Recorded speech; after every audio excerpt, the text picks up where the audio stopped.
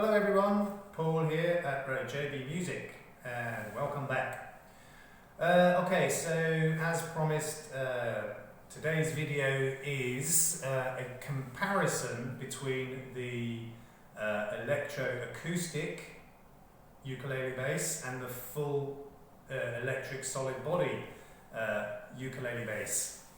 Now, because I'm still unable to really play these instruments properly, I'm not going to do a sound comparison between the two. It wouldn't be fair and it wouldn't be feasible because I just can't play them properly yet. I'm still, still very much a beginner on them. So really what I'm going to be doing as far as a comparison is just a general overview of each of the instruments, the pros and cons of each one. Bearing in mind that they were both in the sort of £100 bracket or $140 to $150 range, so they're cheap instruments, okay? But they're what would be known as entry level. So they're not toys. I mean, they are proper instruments. But they're entry level, which basically means the kind of low range, if you like. But I would say they're the upper end of the low range. So they're good entry level instruments. As I said, not expensive, not without their flaws, obviously, but overall I think they're pretty good for their price range. There's little point me spending hundreds of pounds or hundreds of dollars on higher end instruments because of the time scale I've got to learn to play them. I mean, all of these instruments, and there's that end there's also an electric guitar which you can't see. That end there's another banjo. So I've got 15 instruments, and I've got another one on the way as well, which we'll see at a later date. So let's get into it. So I'm going to start with the acoustic electro ukulele bass. So once again, this one is the Harley Benton Kahuna CLU LH, left hand, ukulele bass or bass ukulele. And as I've mentioned before, this Harley Benton brand is an own brand of the Thomann company, Thomann, based in Germany, which is where I bought this from. It's their own in-house brand, and they make other instruments. They make the other types of ukuleles. They make guitars, both electric and acoustic, and many other instruments as well. And they're all entry level, but from what I've seen of reviews, etc., they're quite good for entry level. Okay, so as I said, it's really a general overview of each instrument. And the first thing I want to mention actually about this one is that it's advertised as 30 inch. Actually, this one is 33 inch. I've just measured it, and the electric one is exactly 30 inch. And now this one back here, which is my baritone, which is also advertised at 30 inch, that's actually 30.5 inch. This electric one is 30 inch and this is 33 inch. And also the body on this is quite a bit wider than the baritone, so that the body is bigger. And obviously, because of the lower frequency of a bass, you need more space for the resonance to play in acoustic mode. So in acoustic mode, this actually sounds pretty good. It's not loud, but it's loud enough to be able to play and sound quite good. I'm just keeping an eye on the time. So acoustically, it does sound quite good, and the fact that it is fairly quiet means that I can practice and play it without, without disturbing everybody. When I plug it into the amp, provided I've got, the setup right, it sounds really good. So I've actually got the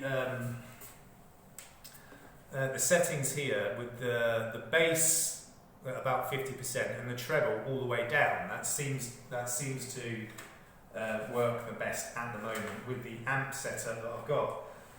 So I've been playing it a little bit this morning through one of my bass amps, but I'm just using a 15 watt amp, 15 watt bass amp, and got everything turned down quite low. And yeah, it seems to be pretty good, both acoustically and electrically. Now, the action, the string height off the fretboard, isn't adjustable on the bridge.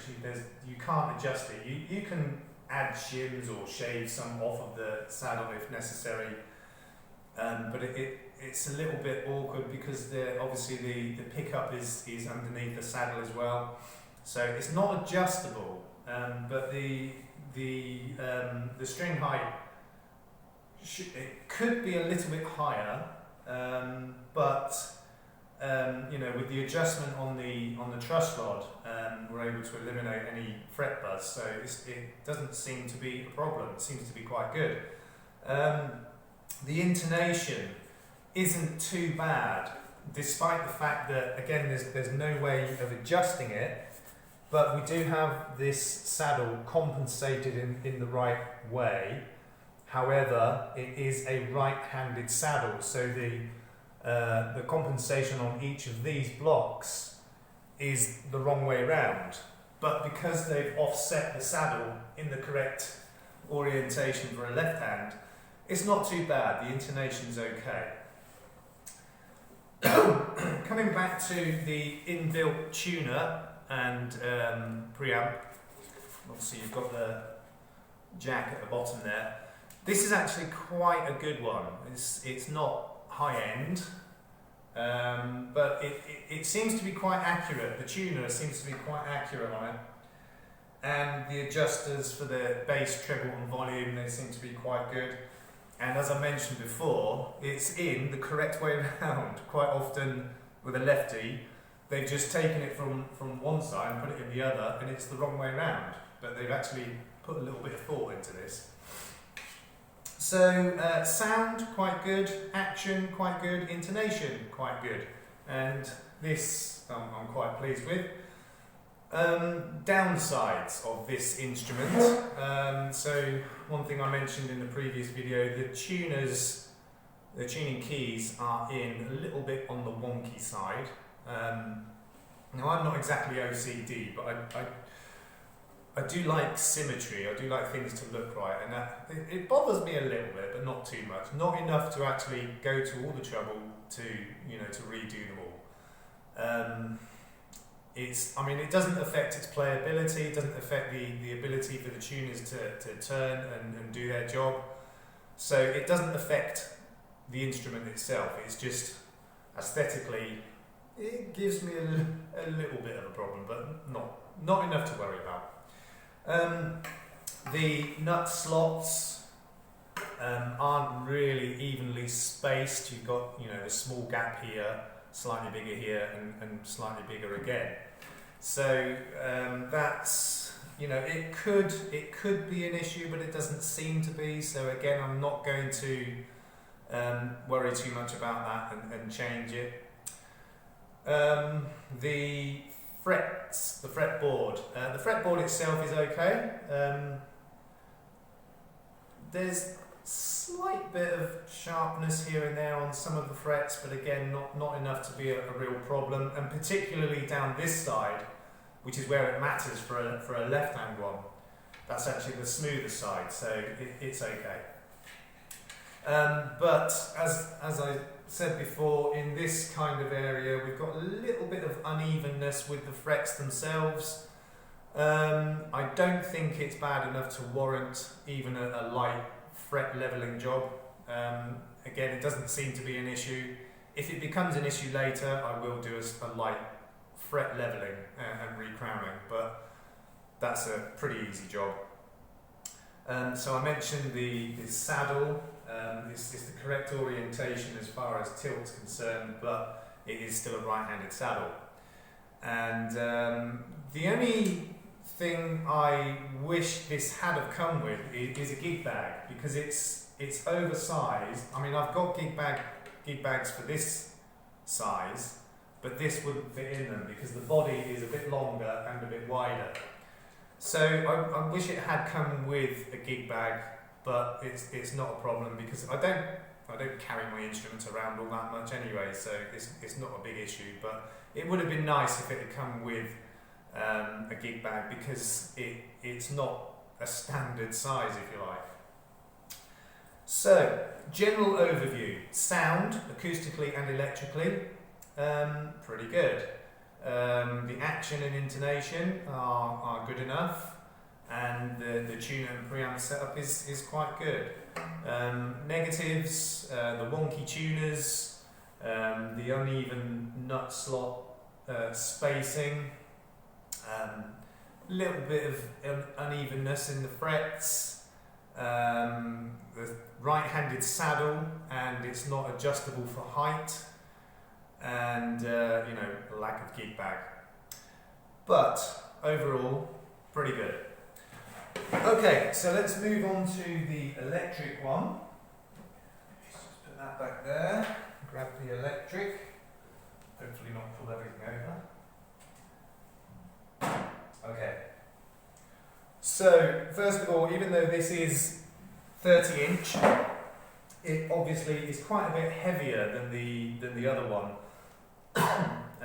This is a solid wood body. You won't be able to see it, but it's a 3-piece body, solid okoume wood, and obviously all the electrics and everything as well. It's quite heavy, but that's a good thing, because you want a full electric instrument to have some weight to it, because you know that then there's a certain amount of quality as well. So again, sound is good. It actually doesn't sound much different to the electro-acoustic through an amp. I mean, they both sound quite similar through an amplifier. It's got a really good fretboard. There's no sharpness on the edges of the frets. And looking down the neck, all of the frets are really nice and level and even. So overall, the quality of this fretboard is a little bit better than that one. And I think it looks great. I think it looks really good. I think they both do actually, but this just looks the part. It's a miniature bass is basically what it is. And I did have some issues with fret buzzing, which I've now managed to sort out by putting a little bit of relief or underbow in the neck with the truss rod adjustment up here. And this bridge is adjustable for string height, so you've got 2 screws there at each side for adjusting the height, which was also a really good bonus for helping me with the fret buzz issue. So that's an advantage over the electro-acoustic. You can actually adjust the bridge height for string height, and that's made all the difference. Downside, the control knobs, obviously they're not high quality, and there's getting them to a sweet spot is a little bit problematic with the tone controls. The volume's fine. And the volume control, the post underneath is a little bit askew, so when you turn it, it kind of does this kind of thing, but that's not a big issue. Because this one is fully electric, when I'm playing it, I'm getting more of the kind of overtones, sympathetic vibrations from other strings, which is, it's not the instrument, that's down to me. That's me learning to be able to play it properly and control the overtones. Okay, there's nothing wrong with the instrument, it's me. Pilot error. And the saddle on this, just like the electroacoustic, is a right-handed saddle. And this one isn't offset. I don't think it is anyway. No, it's not. So in actual fact, the intonation on this isn't quite as good as the electroacoustic one. So that's a little bit of a downside. And one thing we noticed when we first opened this is the holes that have been cut to allow the strings to go through. They're not quite in line either. Again, doesn't affect the playability, it's just my very slight OCD kicks in and says that's not quite right. But you know, it's not a big issue. So, general overview, it looks good, it sounds good, it's got a good fretboard on it, everything's nice and even and straight, and there's no sharp edges. You know, you're able to adjust the string height, but not the intonation. Downside, controls are not the best.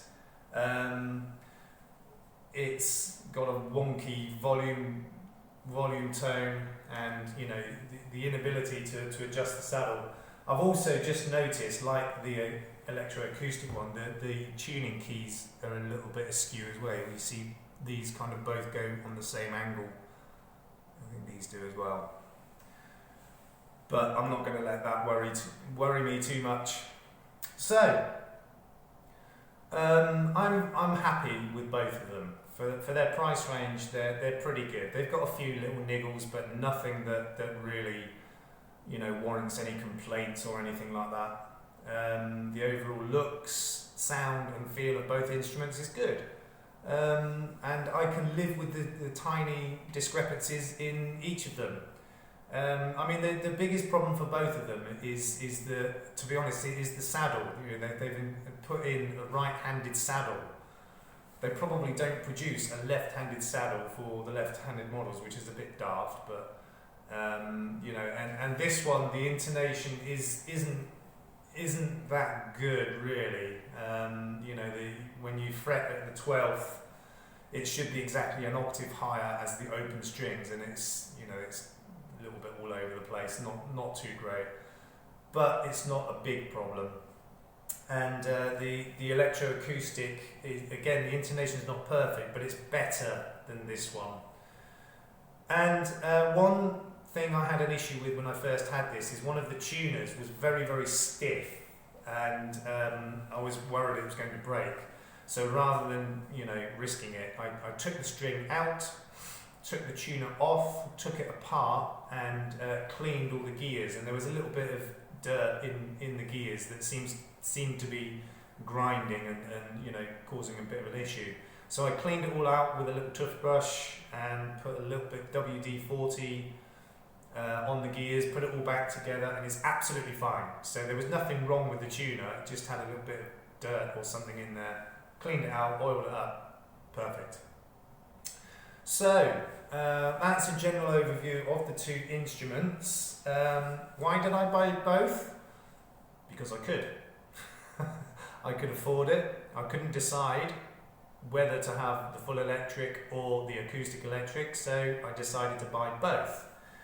And weighing up the pros and cons of the two instruments, bearing in mind they're kind of the same level and the same price range, they've both got their little tiny flaws, they've both got their good points.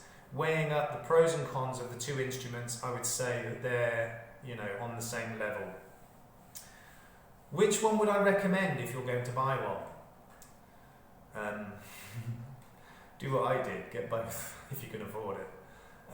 Because, you know, they're inexpensive, and you know, if you prefer electroacoustic, go for the electroacoustic. If you prefer fully electric, go for the full electric. But if you can afford it and you've got the space and the justification to get both, because they are quite different in some respects. As I said, this one being fully electric, you've got the overtones which you have to learn to control. You get a bigger sound from the full electric through the amplifier. but the electroacoustic sounds good both acoustically and electrically. So I hope this video has been entertaining for you, informative, and you know, if you're thinking of buying one of these instruments and it's helped you to decide to buy one or not, and you know which one to buy or to buy both, then my job's done. So if you enjoyed this video, please give a thumbs up, share, comment, subscribe, hit that notification bell and everything else, and you know, you all take care, and we will see you again very soon. In the meantime, peace